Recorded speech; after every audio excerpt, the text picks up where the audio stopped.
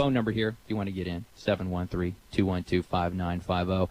Clint just did that, and he's with me right now. Clint, good morning. It's Michael. How are you? I'm doing good, Michael. Just wanted to comment about Debra Medina's interview with you. I appreciate you having her on. I am a supporter, and I do appreciate you letting her clear up the secession thing, because that was taken out of context by the likes of CNN and people like Rachel Maddow and what's-his-face, Rick Sanchez. And they pulled out that one, 30-second clip where she's talking about secession and the bloody war, and they made it look like that's all she's for. And they ignored the other 7 minutes of the speech. And I'm glad you let her clear that up.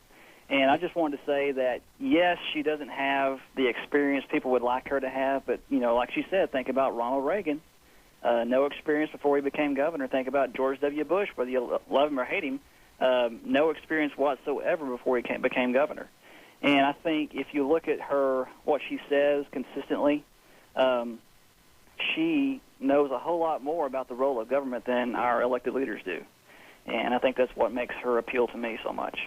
Well, you know what, her only office, if you will, she was the chair, as you know, Clint, of the Wharton County, Republican Party.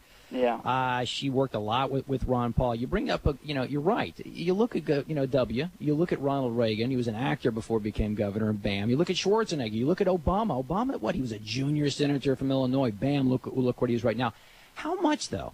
Nowadays, how much, let's just say in the state of Texas, you're a resident, you're a voter, and you're a supporter of her, and I can appreciate that. How much do you think people are really going to break down and look at these candidates instead of just watching all of the media hubbub and all these big fat cat war chest of Governor Perry and Hutchison and just kind of blow off some of these other candidates?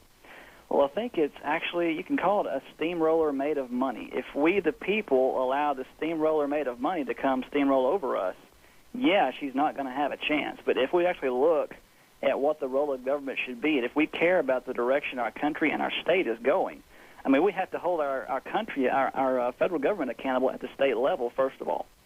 We have to have a governor that will stand up to unconstitutional laws, and Perry's already backing off his 10th Amendment talk. He's already backing off of that. We have to have a governor that will stand up to those unconstitutional laws and say, no, not here. This is where the line in the sand is drawn. You're not going to do this here. You're not going to wreck our economy along with the rest of the country's economy.